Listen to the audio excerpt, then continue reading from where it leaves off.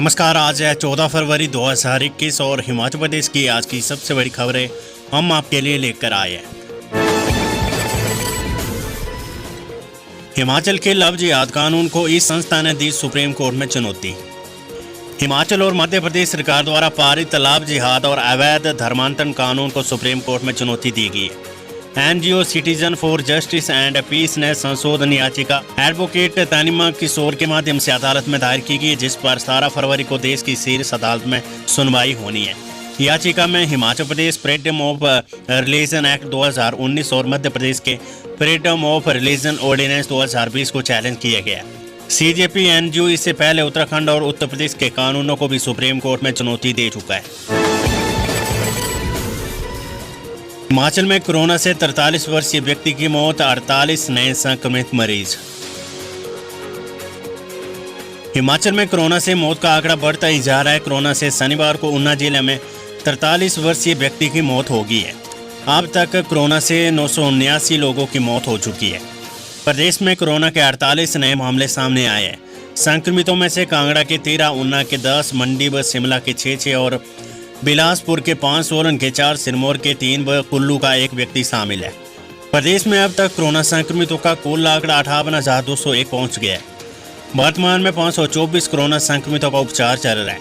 वहीं 56,685 मरीजों ने कोरोना से जंग जीत ली है। प्रदेश में अभी तक कुल 10,10,862 लोगों के टेस्ट किए जा चुके हैं। हिमाचल में बनेंगे 15 फैब्रिकेटेड स्टेडियम, राकेश पठानिया। युवा सेवाएं एवं खेल मंत्रालय ने हिमाचल के लिए 15 फैब्रिकेटेड स्टेडियम बनाने के लिए मंजूरी प्रदान की है।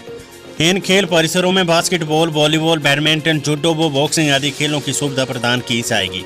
सिंथेटिक ट्रैक धर्मशाला में आयोजित राज्य स्तरीय एथलेटिक्स प्रतियोगिता में बतौर मुख्य अतिथि मौजूद रहे वन एवं खेल मंत्री राकेश पठानिया ने ये जानकारी दी है।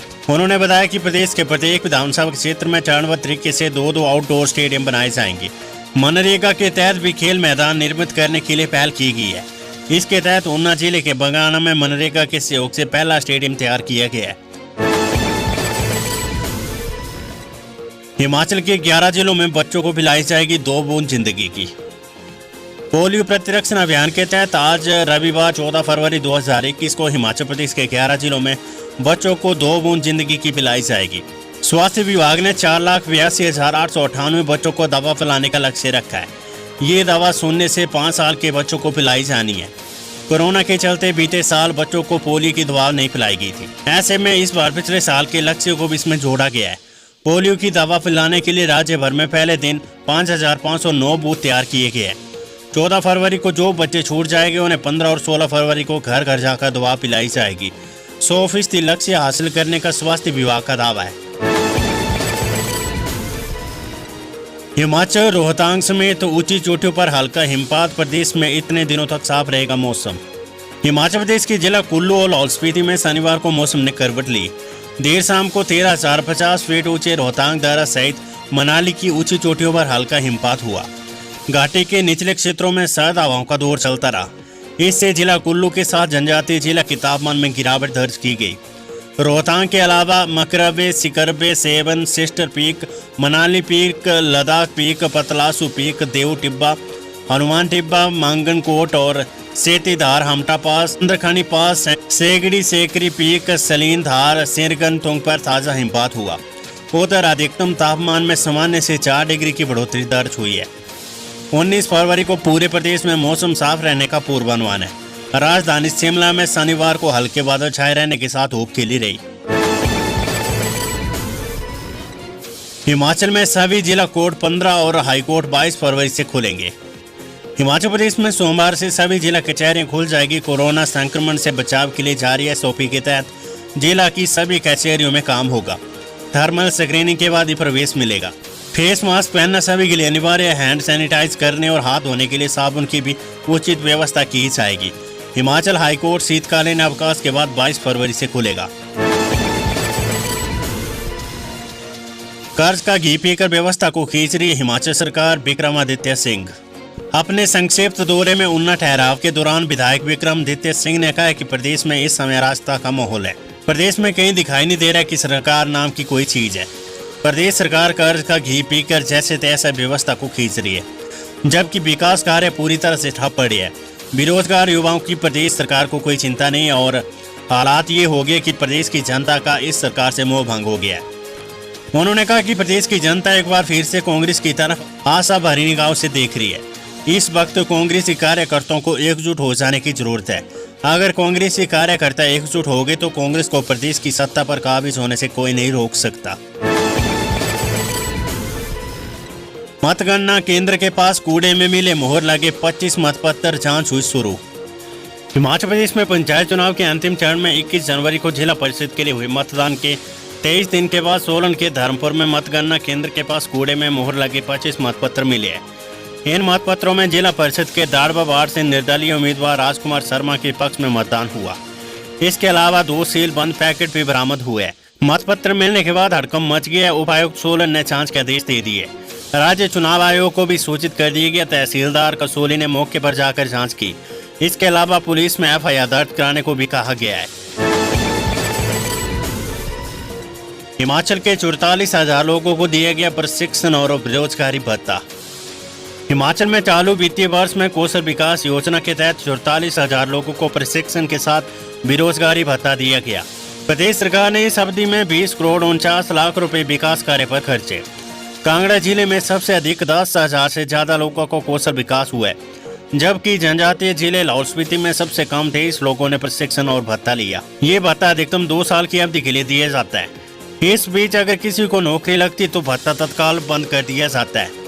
हिमाचल प्रदेश श्रम और रोजगार विभाग के आंकड़ों के अनुसार प्रदेश सरकार योजना के तहत कौशल विकास के तहत 1,000 रुपये प्रति माह प्रदान कर रही है।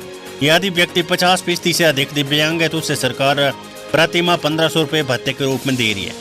भत्ते का लाभ उठाने के लिए प्रार्थी का 8वीं पास होना अनिवार्य है। मिस्त्री, तारखान, लोहार, प्लम्बिंग आदि का प्रशिक्षण लेने के कौशल विकास भत्ता दिया जा रहा है।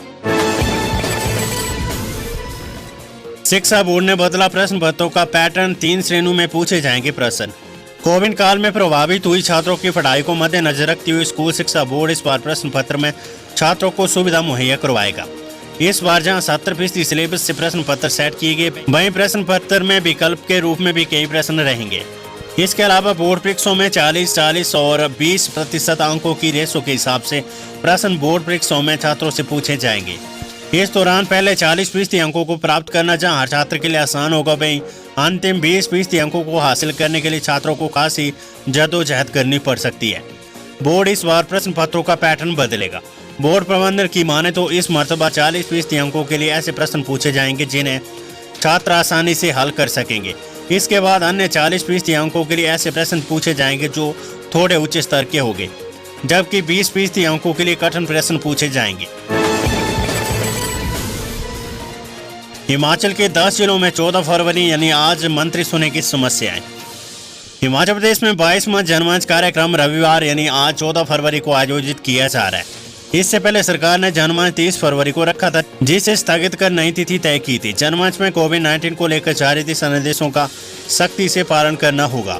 जनजातीय जिला किन्नौर और लाहौल स्पीति में जनमंच कार्यक्रम तय नहीं है। प्रदेश सरकार के जनमंच कार्यक्रम में विधानसभा अध्यक्ष और मंत्रियों की ड्यूटी लगाई गई है। विधानसभा अध्यक्ष विपिन सिंह परमार चंबा, शहरी विकास मंत्री सुरेश भारद्वाज सोलन, सामाजिक न्याय एवं अधिकारिता मंत्री सरवीन चौधरी हमीरपुर, तकनीकी शिक्षा मंत्री डॉक्टर रामलाल मार्कंडे सिरमौर, हिमाचल वित्त आयोग के अध्यक्ष सतपाल सत्ती शिमला के बसंतपुर, शिक्षा मंत्री गोविंद ठाकुर कांगड़ा के देहरा, स्वास्थ्य मंत्री राजीव सैजल कुल्लू के मनाली, ऊर्जा मंत्री सुखराम बिलासपुर के नैना देवी जी, वन मंत्री राकेश पठानिया मंडी के बल और खाद्य आपूर्ति मंत्री राजेंद्र गर्ग ऊना के चिंतपूर्णी में आयोजित जनमंच में शामिल रहेंगे। हिमाचल के इस जिले में भरे जाएंगे आंगनबाड़ी सहायकों के पद, विभाग ने मांगे आवेदन।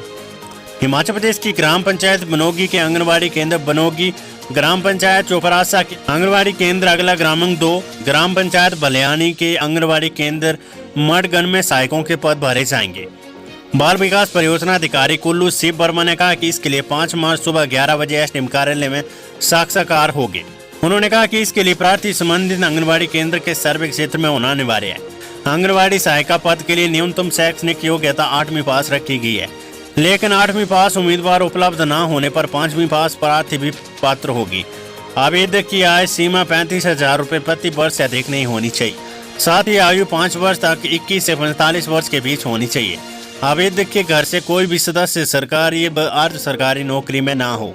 यदि प्रार्थी के परिवार का खाता अलग किया गया तो पंचायती राज अधिनियम के तहत 1 जनवरी 2021 से पहले अलग हुआ हो। इस संदर्भ में ग्राम सचिव पंचायत की ओर से स्पष्ट तौर पर लिखा हो कि परिवार का खाता अलग किया गया है। परिवार रजिस्टर की कॉपी लगाना अनिवार्य होगी। अभ्यर्थी की दिव्यांगता 40% से अधिक होने पर मुख्य चिकित्सा अधिकारी की ओर से जारी प्रमाण पत्र साथ लाना होगा। उन्होंने कहा कि इच्छुक पात्र अभ्यर्थी 2 माह तक बाल विकास परियोजना अधिकारी कार्यालय कुल्लू में अपने आवेदन पत्र जमा करवा सकते। शिक्षा विभाग के 7,000 से अधिक शिक्षक करवा रहे अपना कोरोना टेस्ट। प्रदेश सरकार ने कोरोना काल में शिक्षण संस्थानों को खोल दिए, जिसके बाद सरकार ने सभी जिला के उपनिदेशकों को शिक्षण संस्थानों में कार्यरत शिक्षकों व स्टाफ को कोरोना सैंपल करवाने के निर्देश दिए। कुल्लू जिला में शिक्षा विभाग में तैनात 7,000 सरकारी शिक्षकों के कोरोना सैंपल लिए जा रहे हैं। कुल्लू जिले के 5 ब्लॉकों में शिक्षकों व स्टाफ के कोरोना सैंपल करवाए जा रहे हैं, जिसमें से 878 अध्यापकों में से 3 अध्यापक पॉजिटिव पाए गए। LNT मशीन पर पहाड़ी से गिरा मलबा, चालक की मौके पर मौत। निर्माणाधीन सिलोड़ी बजथाल मार्ग पर खड़ी LNT मशीन पर अचानक पहाड़ी से मलबा आ गिरने से मशीन के पास ही खड़े इसके चालक की दबने से मौत हो गई है। मामले की छानबीन कर रहे ASI संजय सिंह ने बताया कि ठेकेदार त्रिलोक सिंह की मशीन प्रधानमंत्री ग्रामीण सड़क योजना के तहत बन रही सिलोड़ी बाजाथल मार्ग पर पहाड़ी काटकर सड़क बनाने का कार्य कर रही थी। इसका डीजल समाप्त हो गया। ठेकेदार को इसकी सूचना देकर इसके चालक तेजेंद्र कुमार पुत्र ठाकुरदास निवासी ग्राम चौहानी डाकर गिरी तहसील सुंदरनगर जिला मंडी मशीन के पास ही खड़ा होकर डीजल के आने का इंतजार कर रहा था। अचानक पहाड़ी से मलबा गिरा व चालक तेजेंद्र कुमार उसके नीचे दब गया और मौके पर ही उसकी मौत होगी। पुलिस ने मौके पर पहुंचकर शव को कब्जे में लिया और मृतक के परिजनों को सूचित कर दिया। रविवार यानी आज पोस्टमार्टम करवाने के बाद शव परिजनों के हवाले कर दिया जाएगा। जाम को अब ऐसे जाम करेगी शिमला पुलिस, बनाया ये खास प्लान। शिमला शहर में बढ़ता ट्रैफिक और पार्किंग की समस्या बिगड़ा रूप धारण कर चुका है। शहर में गाड़ियों की संख्या बहुत बढ़ गई है, जिससे हर रोज शिमला में जाम की स्थिति रहती है। शिमला में यातायात परिवहन समस्या का निवारण कर लोगों को सुविधा प्रदान करने के लिए जिला शिमला पुलिस द्वारा Shimla city traffic regulation and management plan बनाया गया है, जो आने वाले समय में शिमला यातायात को सुचारू बनाने व हादसों पर रोक लगाने के लिए अत्यंत कारगर साबित होगी। योजना का शुभारंभ शहरी विकास, आवास, नगर नियोजन और सहकारिता मंत्री सुरेश भारद्वाज ने शिमला के बचत भवन में किया। दोस्तों, अगर अभी तक आपने हमारे चैनल को सब्सक्राइब नहीं किया है तो यहाँ क्लिक करके हमारे चैनल को सब्सक्राइब कर लें। साथ ही इस नोटिफिकेशन बेल पर भी जरूर क्लिक करें, जिससे कि आप हमारे आने वाले सारे वीडियोस की नोटिफिकेशन अपने मोबाइल पर पा